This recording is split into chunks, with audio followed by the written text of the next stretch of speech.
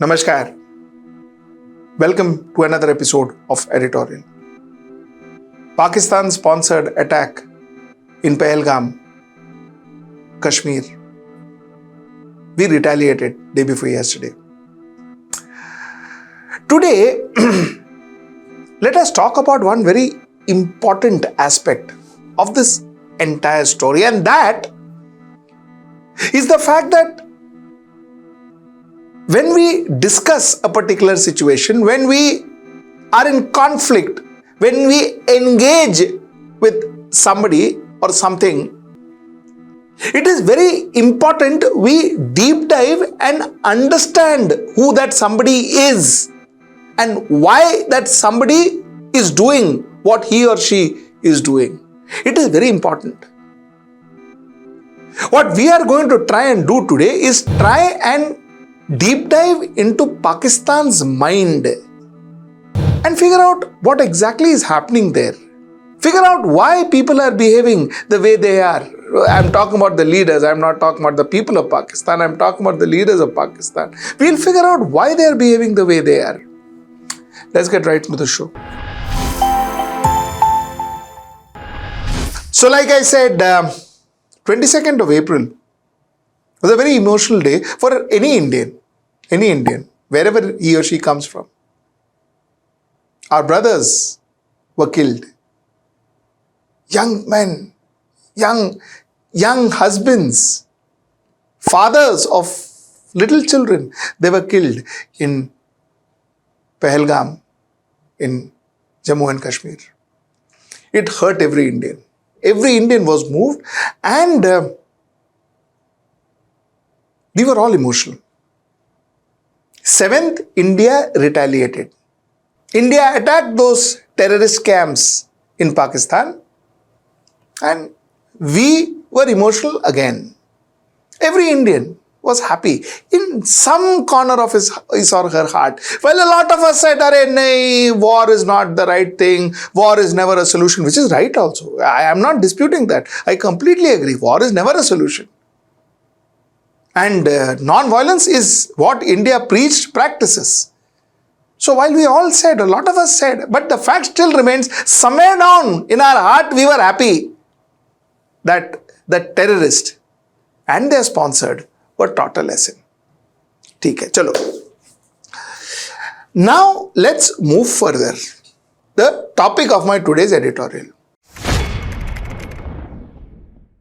Let's try and read Pakistan's mind. And let's try and read Pakistan's mind through their current leader, through a person's eyes who is actually running Pakistan today. And that is not Shahbaz Sharif. Let's be very clear, that is not Shahbaz Sharif. That is this man. This man you see on your screen, Asim Munir. Asim Munir is the person who runs Pakistan today. And as usual, it is always the military head who has been running Pakistan. We are going to look at what Pakistan, and when I say Pakistan, I want to emphasize the fact that I am not talking about a common Pakistani, because I don't think a common Pakistani thinks any different to a common Hindustani. I think we more or less think the same, and we more or less are busy fending for ourselves, our families. I am talking about the Pakistani leadership. And I am talking about the situation currently the Pakistani leadership is facing. So let's look at Pakistan from Asim Munir's point of view. Pakistan की कहानी ना भूलें. Well, our forefathers, they thought that we are different from the Hindus in every possible aspect of life. Our religion is different. Our customs are different. Our traditions are different. Our thoughts are different. Our ambitions are different. That was the foundation of the two-nation theory that was laid there. Please don't forget this story of Pakistan. And don't forget to narrate this story of Pakistan to your next generation, so that their bond with Pakistan, it never weakens. This is one speech that Asim Munir gave to some non-resident Pakistanis when they were in some function. And Asim Munir was speaking like the Prime Minister or like the leader of the country.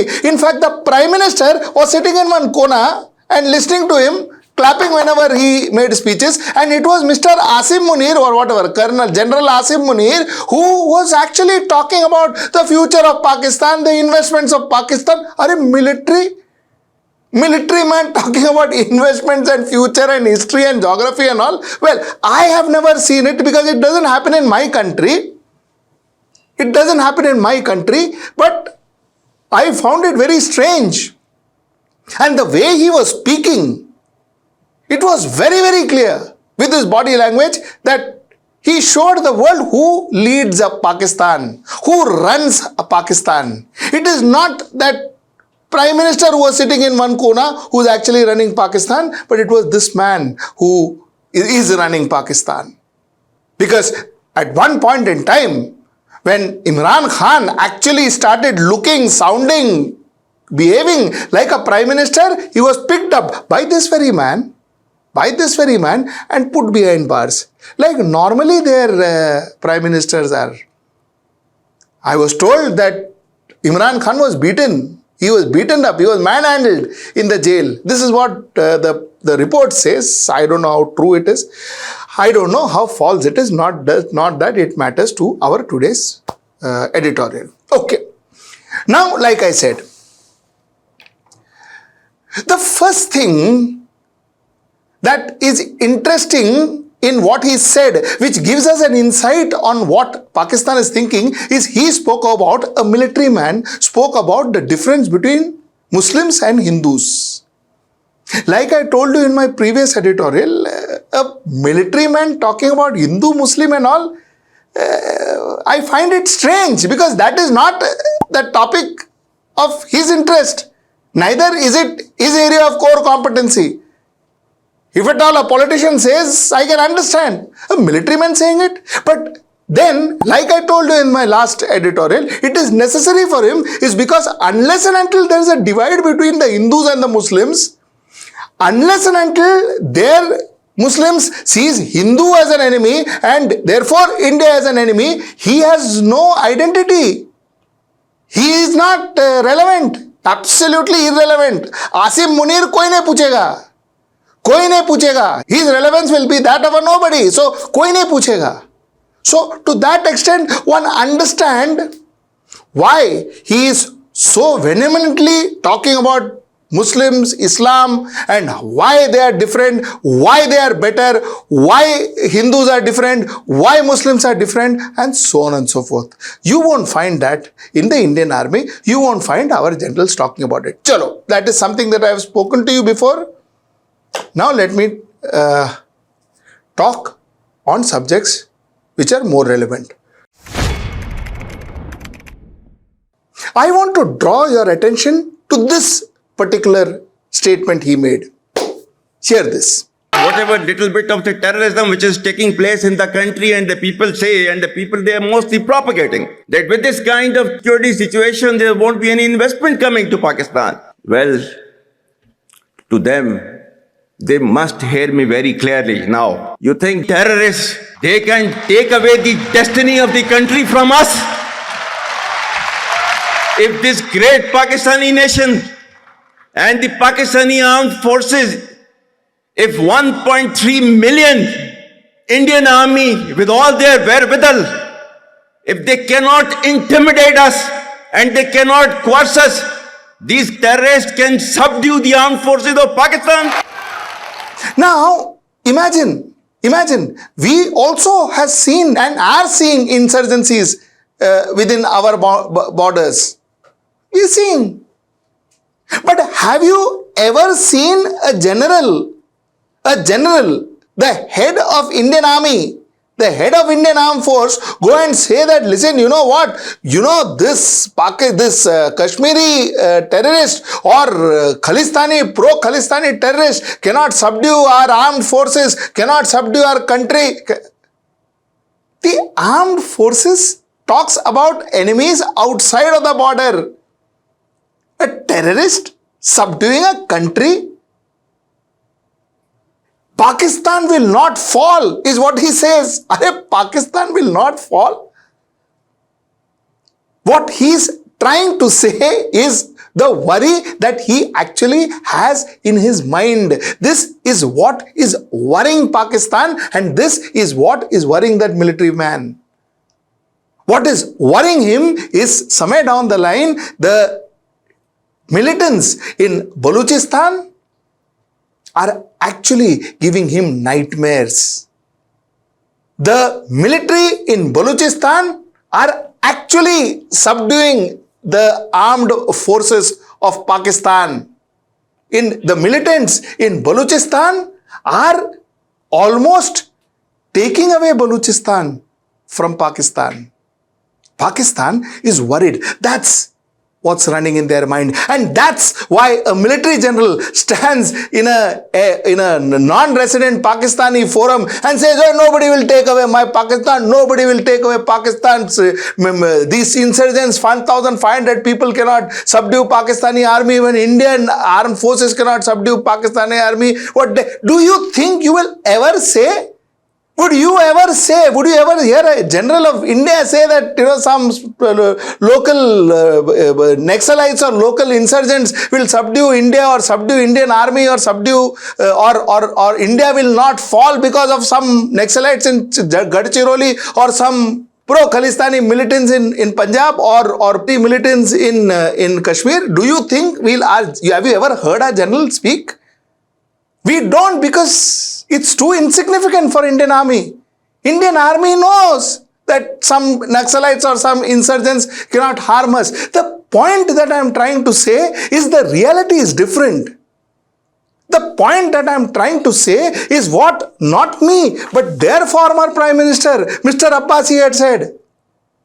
Their former Prime Minister, Abbasi, was the Prime Minister of Pakistan from 2017 to 2018. Shahid Abbasi says that, in fact, he challenged the Pakistani army head Asim Munir narrative that 1,500 people are responsible for the unrest of Balochistan. Abbasi said, whatever Asim Munir may say, it is his opinion. I am only stating what I saw. He says it's a nightmare, especially after nightfall. Balochistan is completely out of control. He says this is not a breakdown of law and order, it is a sign of the state fading authority. He says there is no state in Balochistan. There is no state. Acha, ye problem kya hai malum hai? You know what the problem is? The problem is, it is not like Pakistan has some 30 provinces and Balochistan is one of them and there is a problem there. India, on the other hand, has 28 states and 8 union territories. That is how we are. These people put together have 4 provinces, 5 actually. For 5, the provinces would be Punjab, Sindh, Balochistan, Khyber Pakhtunkhwa, and the 5th one is the controversial one. That is the Pakistan occupied Kashmir and the Gilgit-Baltistan. So 5 provinces. 5 provinces mein, they have a huge problem with Balochistan. They have a huge problem with Khyber Pakhtunkhwa. And they are not able to manage it. It is slipping away from their hands, and people are getting aware of this fact. And that is why people of Pakistan are losing their faith in the army. And because they are losing the faith in the army is why the army general is standing there and says that please don't break the bond. Please don't teach your son, grandson, great-grandson and all about two-nation theory where Hindus are different, Muslims are different. He says, no, Pakistan will not fall. Balochistan is our whatever crown and glory or whatever words he used. And Balochistan, they can't subdue. 1,500 people cannot subdue. What 1,500 people? I am not asking his own former Prime Minister Shahid Abbasi is asking it. So there is a problem. There is absolute distrust. People are not currently looking at army the way they were at one point in time, or they have been since they got independence. This army general is not very sure whether people are with him. Therefore, he is trying to re-emphasize. He is trying to be a politician more and army general less. Now, before a lot of you may write down and say, "Usme India mein kya difference hai? India mein nahi hota hai kya insurgency? Doesn't it happen in India?" Yeah. We have our own problem. I'm not disputing the fact. But the way India is trying to resolve our problem versus the way Pakistan is trying to resolve our problem, there is a difference. You see, look at our Jammu and Kashmir and look at the Pakistan occupied Jammu and Kashmir. Look at the difference in our economy. I mean, Jammu and Kashmir, its GDP is growing at a rate which is faster than average India. That's the economic growth. A youth in Jammu and Kashmir currently is doing well. He has a fairly decent job, an opportunity to make money. His schools, his children are going to a fairly decent school. He's got fantastic roads, electricity 24/7, good life, and a fairly and rapidly developing city that he is staying in, state that he is staying in. That's the difference. Balochistan, the development is in minus. They are in negative. Overall, Pakistan is in doldrums with a 2.2% in GDP growth. Balochistan would be in minus.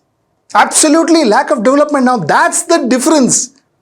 So there you don't have growth. You don't, the youth there don't see a future.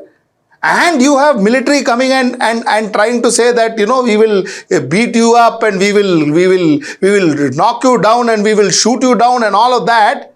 That's the only thing that's happening there. So what do you think is going to happen in Balochistan? Militancy, insurgency is only going to grow, which it is. Whereas in Kashmir, nobody denies that there is no insurgency. Nobody denies that there are no misguided youth in Kashmir. But the fact remains that it is reducing. You see that it is becoming better than what it was possibly in 1990s. In 2000 it was better. In 2010 it was better than what it was in 2000. And in 2024 it is better than what it was 2000. Is it over? No, it is not. Are we saying that everything is fine, now we are all back? No, it is not. But we are seeing an improvement. Now compare that to Balochistan. I am not saying, again, let me tell you, for people who may write down and say, listen, you know, what are you talking about? You don't talk about India, but you are talking about Pakistan. I am telling you, yes, I agree. There are problems in India, but you see a resolution inside. There is improvement that is happening. Whereas Balochistan is going reverse. That's the problem. Khyber Pakhtunkhwa is going reverse. That's the problem.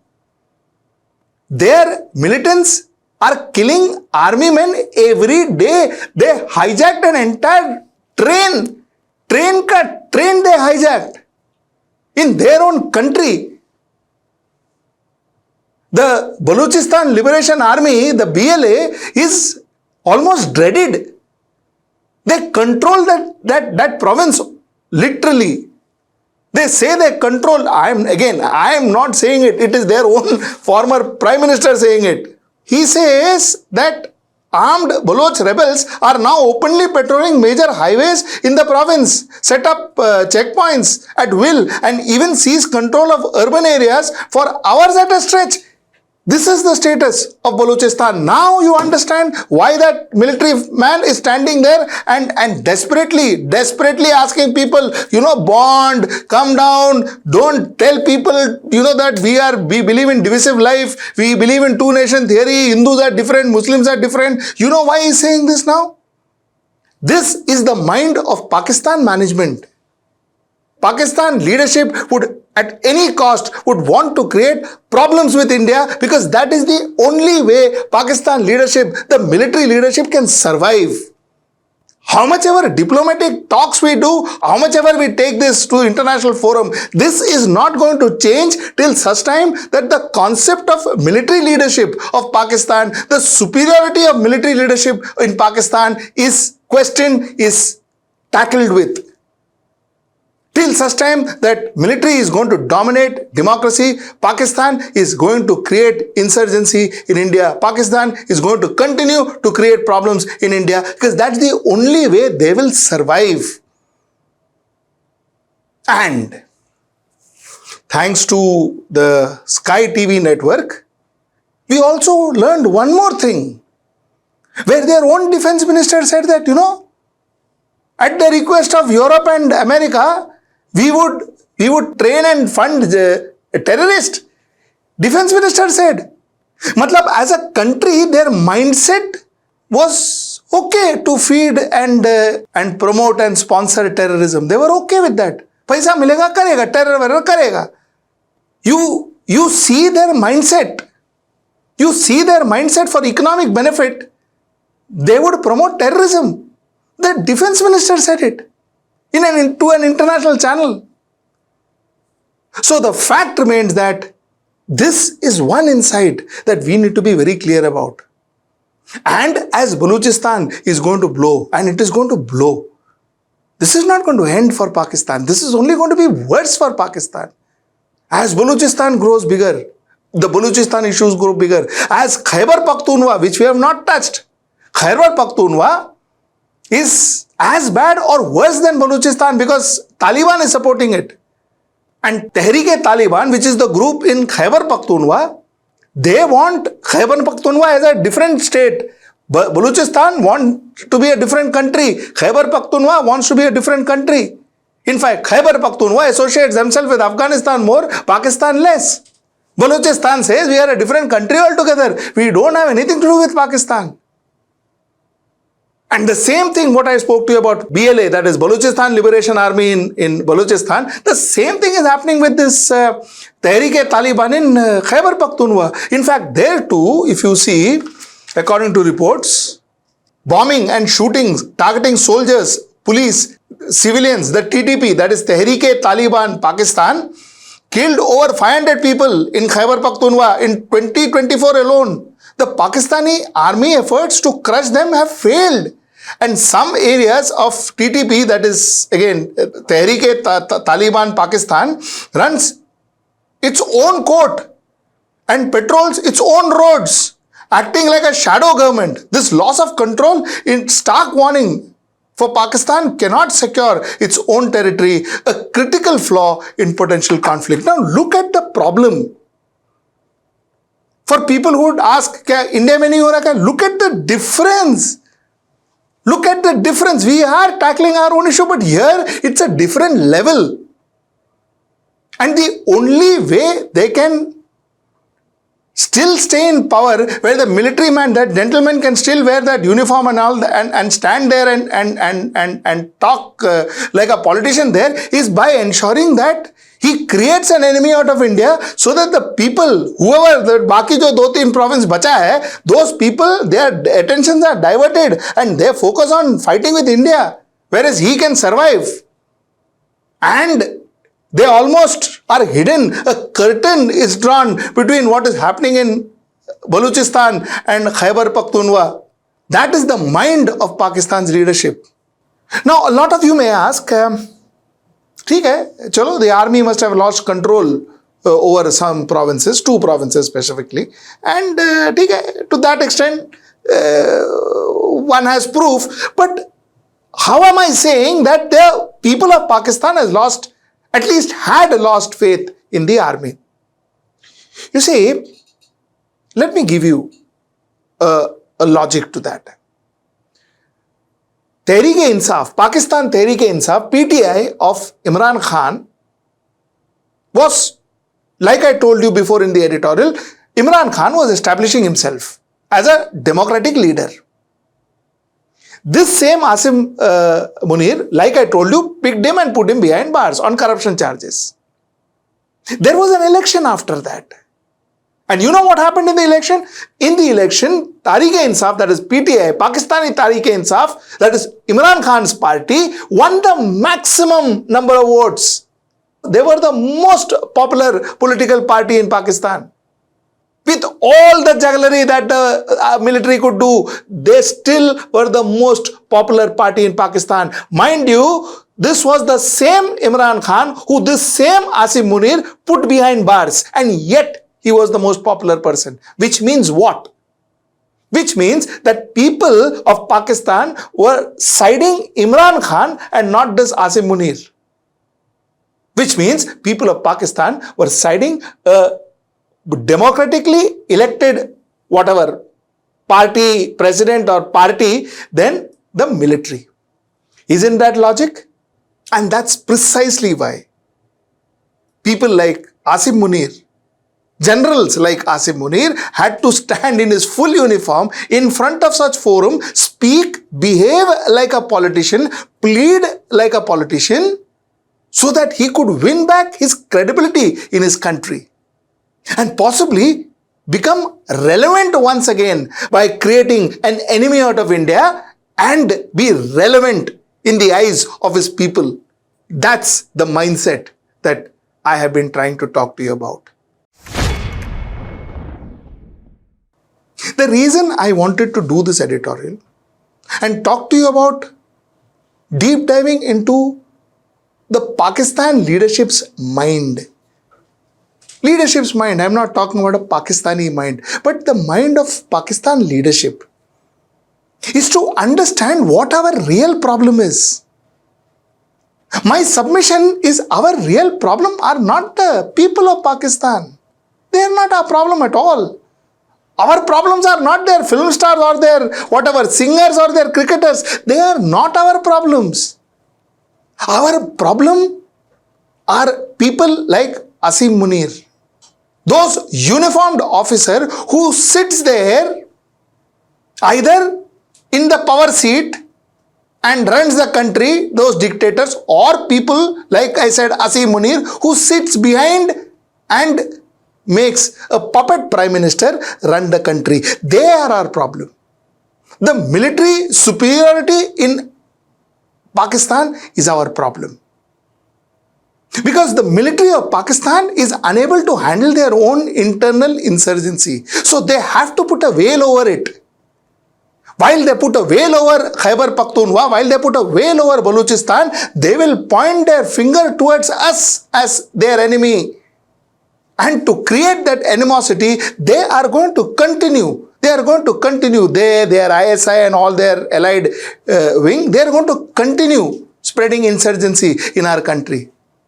They are going to continue to sponsor terrorism in our country. And that is what we need to be mindful of. My submission is that India should try our level best, put all our might to ensure that there is a democratically elected political party in place in Pakistan. A democratically elected political party that runs Pakistan.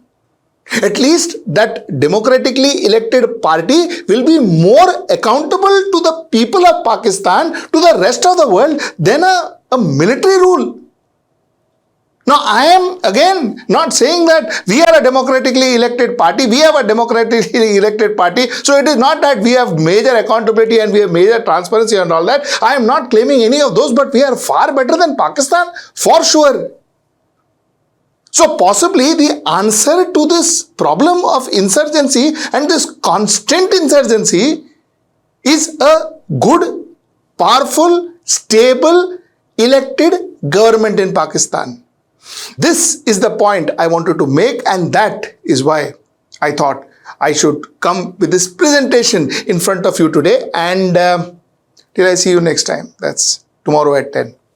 Namaskar.